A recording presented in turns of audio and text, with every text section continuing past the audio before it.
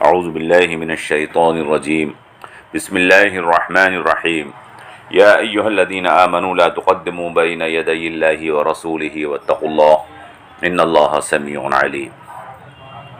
اے وہ لوگو جو ایمان لائے ہو، مت آگے بڑھو اللہ اور اس کے رسول سے، اور اللہ سے ڈرو، بے شک اللہ سننے والا جاننے والا ہے۔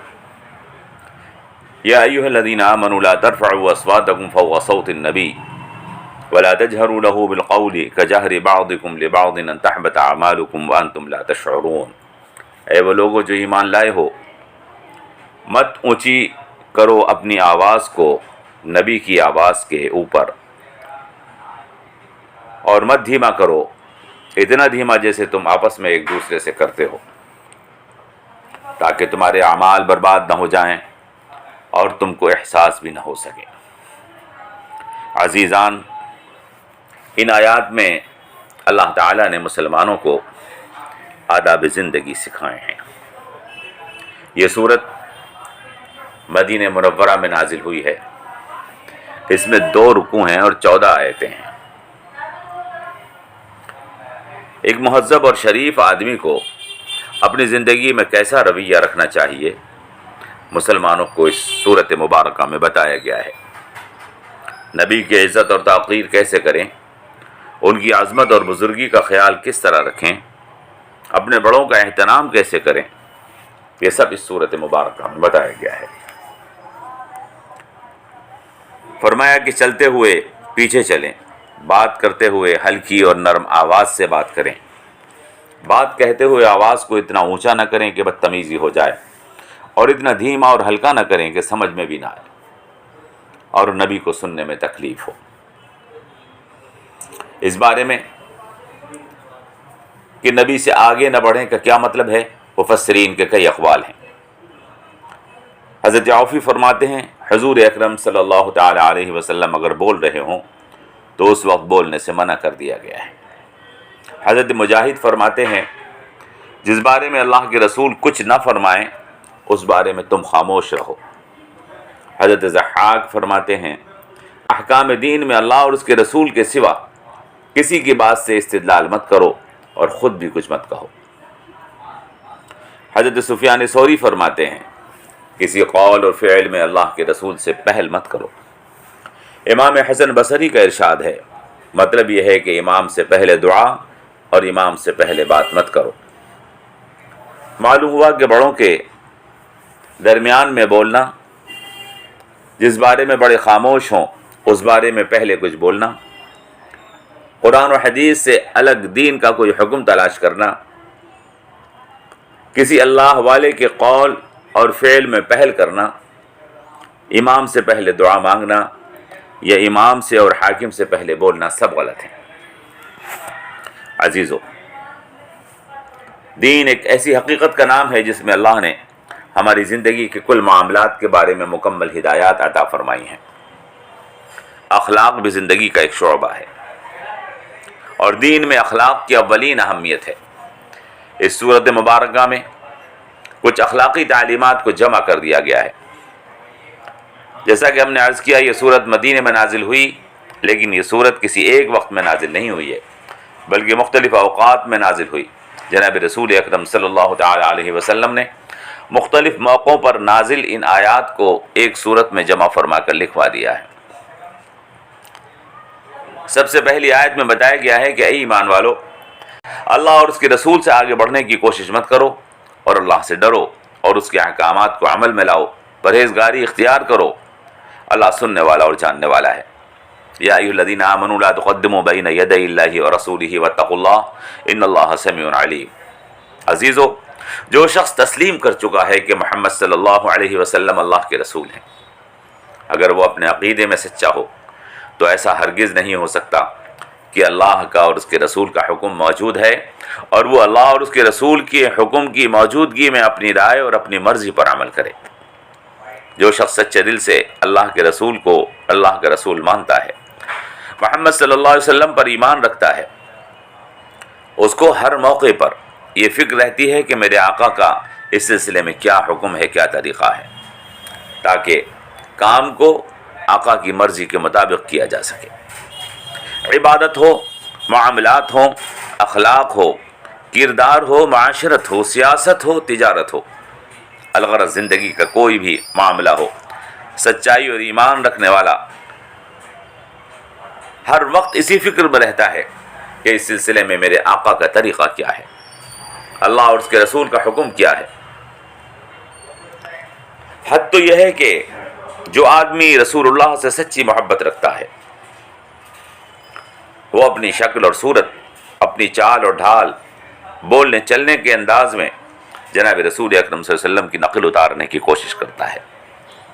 اگر اس نے ایسا کیا ہے تو یہ مانا جائے گا کہ اسے رسول اللہ سے سچی محبت ہے، کہ جس سے محبت ہوتی ہے اس کا چلنا پھرنا اور اس کے انداز بھی اچھے لگتے ہیں۔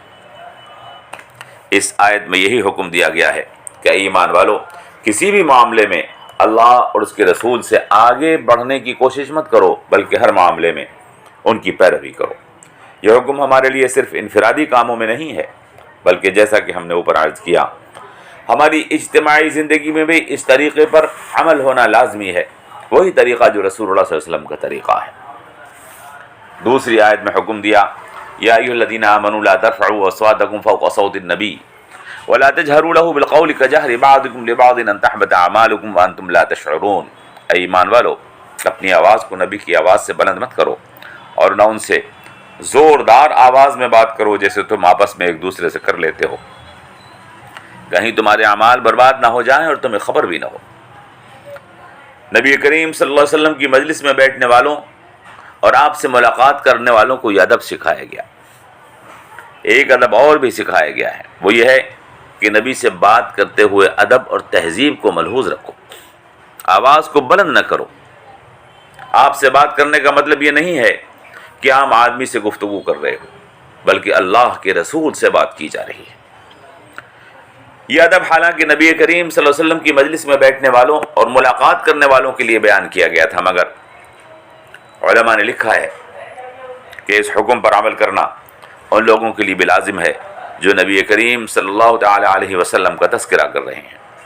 یہ جہاں نبی کریم صلی اللہ علیہ وسلم کا ذکر کیا جا رہا ہو، آپ کا کوئی حکم سنایا جا رہا ہو، کوئی حدیث بیان کی جا رہی ہو، نبی کے ذکر کی کسی بھی مجلس میں اونچی آواز سے بولنا یا وہاں ہنگامہ اور شور کرنا قطعاً غلط اور ناجائز ہے۔ بلکہ علماء نے تو اس آیت مبارکہ سے یہ مطلب بھی نکالا ہے کہ بزرگوں اور بڑوں سے ادب کے ساتھ بولنا، ماں باپ کے ساتھ احترام سے بات کرنا بھی اس آیت کا منشا ہے۔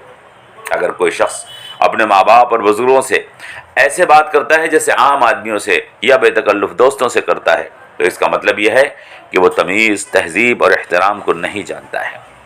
آگے فرمایا، ان تحبط اعمالکم وانتم لا تشعرون، یعنی اگر تم نے اس حکم پر عمل نہ کیا تو تمہارے اعمال برباد ہو جائیں گے اور تمہیں احساس بھی نہ ہوگا۔ اس سے معلوم ہوتا ہے کہ رسول اللہ صلی اللہ علیہ وسلم کی ذات کی عظمت اور احترام کا مقام کیا ہے۔ اللہ کے رسول کے علاوہ کوئی شخص یہ مقام نہیں رکھتا کہ اس کے ساتھ بے ادبی کی جائے یا اس کے ساتھ بدتمیزی کی جائے تو اعمال برباد ہو جائیں۔ عزیزو، اعمال برباد ہونے کی صرف ایک وجہ ہے اور وہ کفر ہے، یعنی کفر ایسی مصیبت ہے جس کی وجہ سے انسان کے تمام اعمال برباد ہو جاتے ہیں۔ کافر کی نہ عبادت قبول ہے نہ اس کی کوئی خدمت قبول ہے۔ اللہ کے نزدیک کافر کے اعمال غارت اور برباد رہتے ہیں۔ اسی طرح جس شخص نے نبی کے احترام میں کمی کی، اس کے اعمال بھی برباد ہو جائیں گے۔ صاف ظاہر ہے کہ نبی کریم صلی اللہ علیہ وسلم کی شان میں ذرا سی بھی بے احترامی انسان کو کفر تک پہنچا دیتی ہے۔ نبی کا احترام اس لیے کہ وہ اللہ کا رسول ہے، اور جس نے نبی کے احترام میں کمی کی اس نے دراصل اللہ کے احترام میں کمی کی۔ حدیث میں آیا ہے، یہ آیات اس وقت نازل ہوئیں جب حضور اکرم صلی اللہ تعالی علیہ وسلم کی خدمت میں قبیلہ بنو تمیم کے عرب کے کچھ لوگ آئے، تو حضرت ابو بکر صدیق رضی اللہ تعالی عنہ اور حضرت عمر رضی اللہ تعالی عنہ مشورہ کرنے لگے کہ ان میں سے کس کو اس قبیلے کا امیر مقرر کیا جائے۔ حضور کا دستور یہ تھا کہ جو لوگ آپ کے ہاتھ پر آن کر اسلام قبول کرتے تھے تو آپ ان میں سے کسی کو امیر بنا دیا کرتے تھے۔ انہوں نے یہ مشورہ کیا، حضرت ابو بکر اور حضرت عمر نے آپس میں، کہ ان میں سے کس کو امیر مقرر کیا جائے، اور اس مشورے میں آپس میں دونوں میں بحث اور مباحثہ بھی شروع ہو گیا، جس میں آواز بھی بلند ہو گئی۔ اس کے بعد یہ آیات نازل ہوئیں۔ منشا اور مقصد یہ ہے کہ امیر مقرر کرنا نبی کریم صلی اللہ علیہ وسلم کا کام ہے۔ جب تک نبی صلی اللہ علیہ وسلم اس سلسلے میں تم سے رائے طلب نہ کریں، از خود گفتگو اور بحث اور مباحثہ خلاف ادب ہے۔ اللہ سے دعا کرو اور زندگی میں کوشش کرو کہ رسول اللہ صلی اللہ علیہ وسلم کے احترام میں کبھی کسی قسم کی کوئی کمی واقع نہ ہو۔ ایک لفظ بھی بے ادبی کا زبان سے ان کی شان میں نہ نکلے کہ کہیں سارے اعمال برباد نہ ہو جائیں۔ سارے اعمال ایک لفظ سے برباد ہو سکتے ہیں اگر نبی کی بے احترامی کی گئی ہے۔ اپنے بڑوں اور بزرگوں اور صالح حاکموں کا احترام کریں، ان کے درجے اور مقام کے مطابق سب کا احترام ہمارے اوپر لازم ہے۔ اللہ ہمیں عمل کرنے کی توفیق عطا فرمائے۔ والسلام علیکم ورحمۃ اللہ وبرکاتہ۔